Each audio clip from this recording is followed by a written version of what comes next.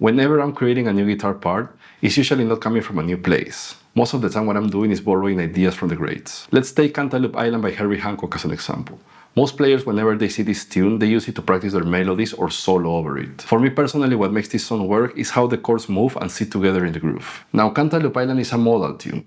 This means that we're going to have the sound of the mode or the scale for a longer period of time, compared to other traditional jazz tunes where they're modulating every bar or even every 2 beats. Now, for the structure of the song, we have 16 bars, and for the first 4 bars, I'm going to play F minor 7. Remember, we're playing over a modal tune. This means we're going to have the sound of a mode or a scale for a longer period of time. Then for the next 4 bars, we're going to have a D flat 7. Now, these two chords have no relationship between each other. They share some common tones, but they belong to different keys. Then we're going to have a D minor 11. And to finish, we're going to go to F minor 7. This can become the trickiest part of the song because the last 4 bars is F minor 7 and the first 4 bars is F minor 7 too. Sometimes this can be a little bit confusing. Now let's start by analyzing those chords, in this case F minor 7.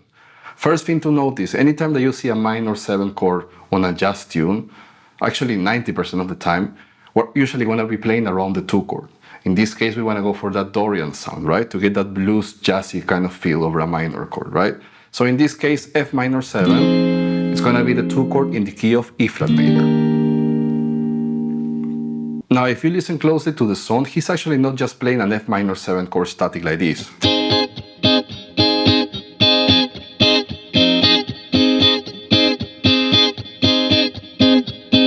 He's actually doing this.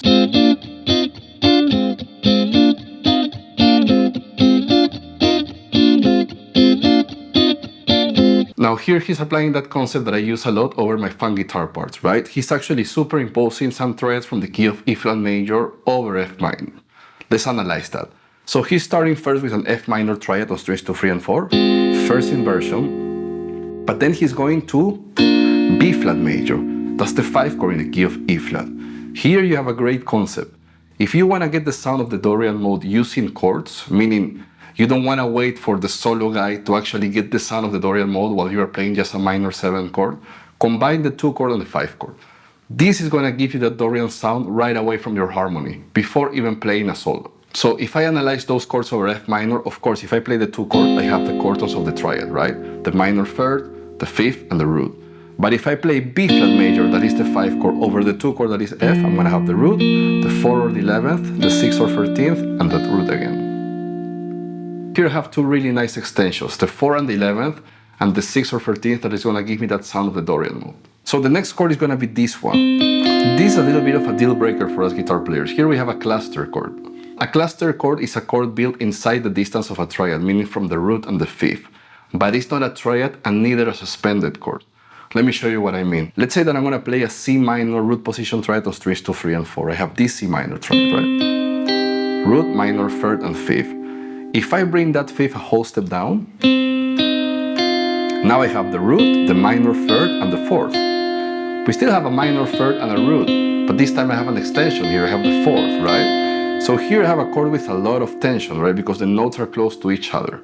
Now this chord is super simple to play in the piano, right? If you visualize how to play a C major triad, then just make it minor by bringing the 3rd half step down, and then just bring it that 5th whole step down to the 4th note.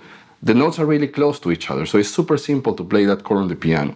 On the guitar, whenever we want to create these chords, it's a little bit more complicated because of how our instrument is built.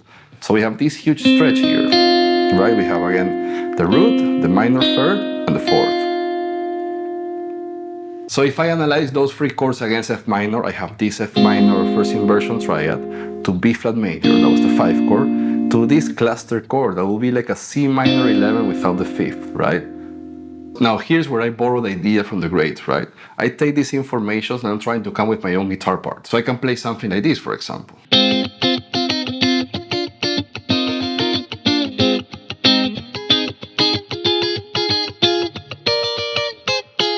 So what I'm doing here is going from F minor, the 2 chord, to A flat major, the 4 chord. Again, we're playing over F minor, so we have a minor 7 sound here.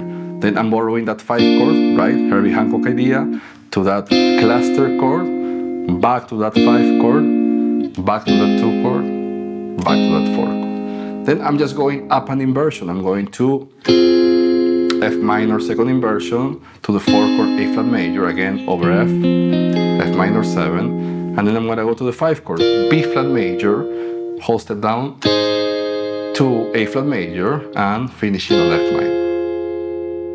So let's analyze the next chord, D flat 7. Now D flat 7 is a dominant chord. This means that D flat 7 is gonna be the 5 chord in the key of G flat. So now let's take a look at this D flat 7 chord, right? It's a dominant chord, 4th note chord. Remember what I told you in my past lessons? Anytime you have a 7th chord, always look for that hidden triad, right?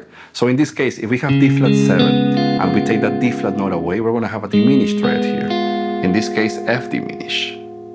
So if you take a look, we're actually going from F minor on the first 4 bars.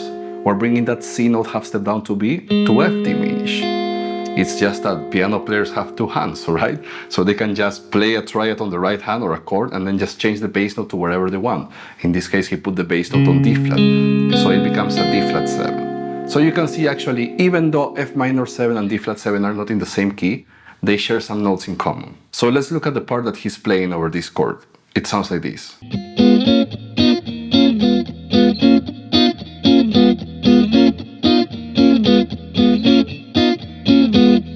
So again, we're starting with this F diminished triad over D flat 7. We don't need that root, right? The bass player is playing that root for us, or the piano player in this case. And then we're going to this chord, B flat minor. And remember, in the key of G flat, A flat minor is the 2 chord, and B flat minor is the 3 chord. So we're actually playing the 3 chord over D flat 7, in this case B flat minor. Then we're gonna go to this chord. It's a cluster chord again. A couple of ways that you can think about this chord. If I put my bass on B, for example, that's the 4 chord in the key of G flat, I'm gonna have actually the sound of the Lydian mode here, right? Because I have a B major triad, root, major, 3rd, 5th, with the 5th half step down to the sharp 11 or the sharp 4, it's the same note, right? So here I have that sound of that Lydian mode, right? That is a major sound with that raised 4. But our bass is actually not on B, but on D flat, the 5 chord. So here we have that chord that I use a lot, right? Anytime you see me playing funk guitar, I'm always using this 9th chord, you know, with the root on the melody. I have the flat 7, the 9th, the major 3rd, and the root.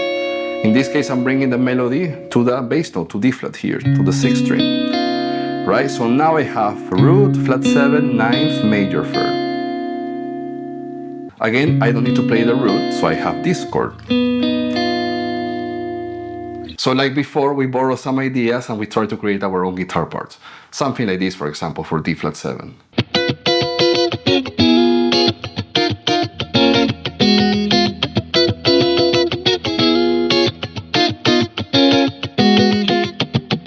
So what I'm doing here is starting with a shell voice in D flat 7. Then I'm going to superimpose that 1 chord, G flat major, and then do this classic blues move to D flat 7 again. Then I'm borrowing this Herbie idea of playing the cluster chord over D flat again. We have that dominant sound with the 9th. Then I'm going to the B flat minor, 3 chord. Then I'm going to that F diminished triad. Right? That's it. Anytime that you're listening to a great song, try to understand what's going on. There is a reason why this song is great. Try to understand what they're playing and then try to make those ideas your own. Alright, I hope you find those ideas useful. See you next time. Bye bye.